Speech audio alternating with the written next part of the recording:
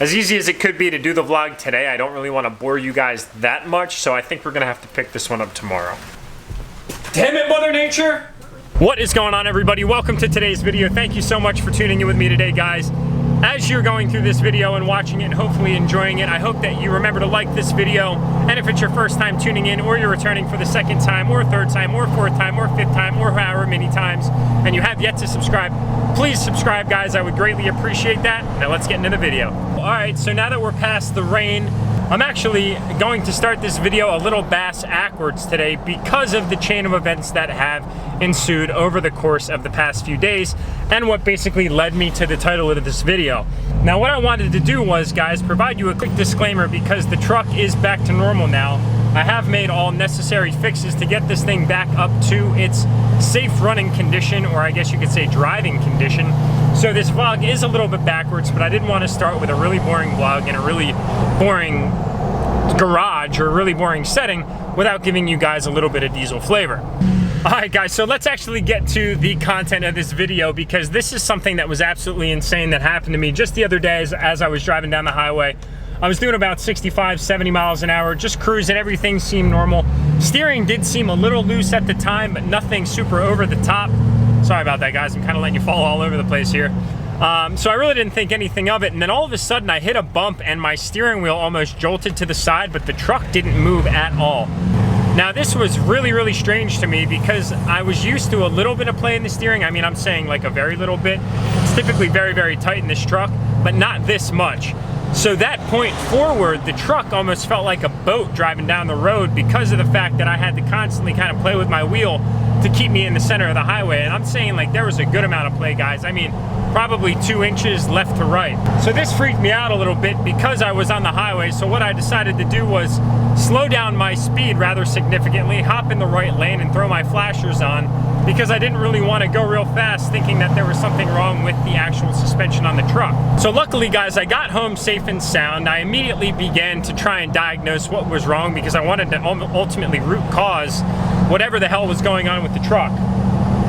So what I actually did, guys, is I jacked the truck up and I wanted to see if there was any play in the wheel. So I checked top to bottom to see if there was any vertical play in the wheel.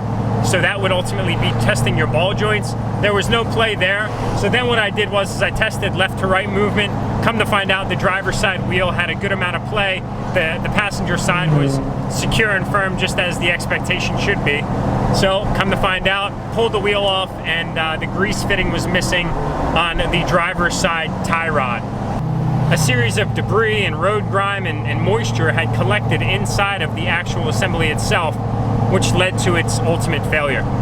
So let's now shift a little bit into the major content of the video. I'll give you guys some more specifics as to what exactly happened, and I'll show you exactly how I'm gonna fix that issue as well as how I plan to strengthen up my tie rods going forward.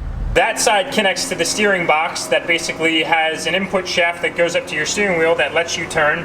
Basically, this thing moves left and right, which allows you to turn your wheel. So what happens is this piece mounts onto the knuckle that the wheel and the hub and everything sit on, and that is the grease fitting that I was just referring to. So the feeling of movement that I was explaining to you guys was basically this shaft moving inside of this assembly, which is not good at all. So I was fortunate to connect with one of my good buddies, Derek Bedway, who actually has this twin turbo LML. You guys got to go check that video out. It's titled Nasty Twin Turbo LML DURTYMAX. Kind of fitting, right?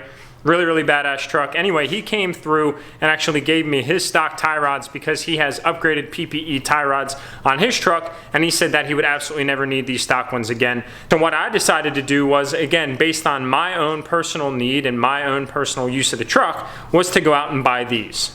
This is my first time opening these things up, but as you guys can see, these are from Fleece Performance. Well, I guess you can't really see that at all, but there's the C, there's the E. These are Fleece Performance tie rod sleeves. From what I understand, they're the best that are made in the market, comparable to some of the other players. Wow, look at that. They wrap these things up kind of nice so they didn't get scratched.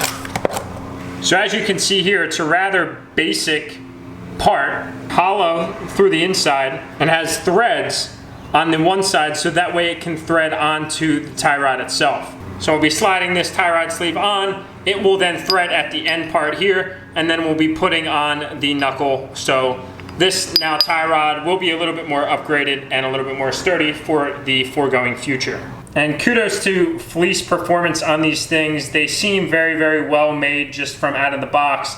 It's nice to see that they come protected in this little sort of mesh sleeve that the actual product came in, so they don't get all scratched up. So let's get these things installed.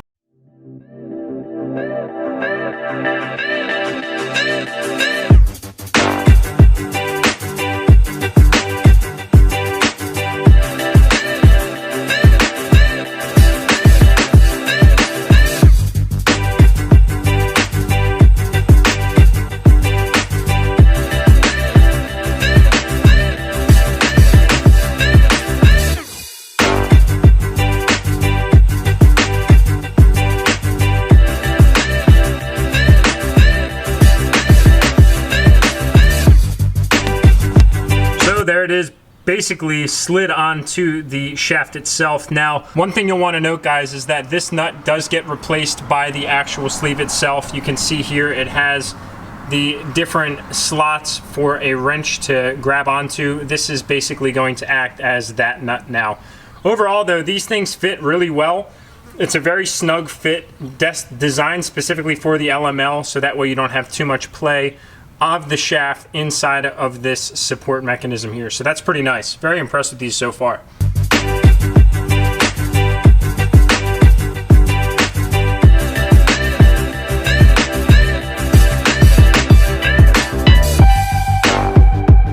And there is the finished product. It should come that way from the factory.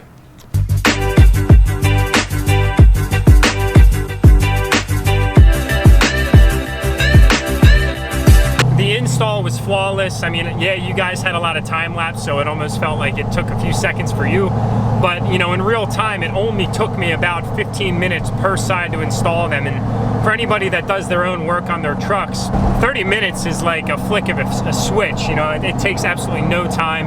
And that's kind of what's nice about those shorter installs, is they're very short and sweet. Now, I'm driving the truck right now and the alignment is pretty out of whack, so I'm not going to put too many miles on it as I make my way out of this beautiful Lancaster County back road area here. So anybody that's out running an LML or, you know, a previous generation DURTYMAX, if you don't have upgraded tie rods and you're considering trying to make your setup a little bit more beefy, a little bit more reliable, and buy yourself a little bit more peace of mind for a little bit less of an investment, I highly recommend going out there and buying yourself some nice tie rod sleeves. Make sure that you don't buy a set of no-name aftermarket sleeves. They're not going to provide you the durability or the robustness that a more name brand will. But at the end of the day, I mean, that was a pretty terrifying encounter, let's just put it lightly, while I was driving the truck, because if I wasn't close to home and something had happened, you know, it could have resulted in a much greater headache than the situation that I kind of had to deal with, you know, impromptu. So all I advise for all the truck owners out there is throw your front end up on a, you know, 2 jack stands and see if there's any play in the wheel, whether that's top to bottom or left and right. If it's top to bottom, you probably have yourself a ball joint issue, and if it's left to right, you guys have probably a tie rod issue. So make sure you check that stuff. I mean, my truck's now got 37,000 miles on it. I'm sure that that grease fitting fell off randomly, let's just say 10,000 miles ago, because I don't think it would have failed as quickly as it did. But again, I could be mistaken. So to end this video, I need to leave you all with 5 crucial key takeaways. Let's zoom out there a little bit. Hey, it's nice to see you all, and I think I just shifted into tow haul mode. I don't think we want that there because we're just driving around town, not trying to find a mall today. If we were trying to find a mall, might have to put it in tow haul mode because you never know what kind of little baby bumps you might have to crawl over now, okay? So, first of 5 crucial key takeaways is I have a P.O. box, guys. Please send me anything that you would like to be featured on the channel. A lot of you may think that this is all about me, but at the end of the day, without all of you, I wouldn't be here doing exactly what I'm doing right now. And I think that it's only fair to engage with you guys a little bit more, and I think that that's a great way of doing it. Also, by recognizing your extreme support throughout the duration of the channel's existence and going forward. So that is number 1. Number 2 is I have something really, really exciting from a merchandise perspective that's going to be releasing here in probably the next month. I'm just ironing out a few details. It's actually not my first time in merchandise, guys. I've had a line out, but I discontinued the line temporarily because I was working my absolute ass off not only trying to manage everything with my personal life, but also my professional life and the side hustles that I'm involved in. But now I think it's a great time to re-enlist that merchandise, because it's gonna be something that really describes every single one of you out in the audience. And that is something that I'm really, really excited about. And it's something that I'm very, very passionate about, guys, is highlighting this thing that we all share and we all have in common. It is the core principle of why you're watching this video. So I'll let you think on that a little bit, and please be sure to stay tuned with the updates that I will not only channel through YouTube, but also through Instagram. Third takeaway is, guys, I'm looking into some serious performance modifications for the DURTYMAX. A lot of you have been asking about what I'm gonna be doing performance-wise related to the truck. Now, let me just get this quick disclaimer out. I am not at all complete with the build on this thing yet. I'm just trying to take care of some other financial priorities before I go out into the serious modifications. Remember, guys, I am getting married this August 7th, which is just around the corner. Super stoked for that day. 4 is, guys, as my battery's dying, please remember to like this video if you haven't already. And lastly, number 5, if it's your first time tuning in or you're revisiting the channel for the second or third or fourth or fifth or 10th or 15th time and have yet to subscribe, please do that, guys. Got some really exciting things coming for you all. Now, with that said, please remember those 5 things. We've got the P.O. box, we've got the merch line coming out. Please take some guesses on what that might be.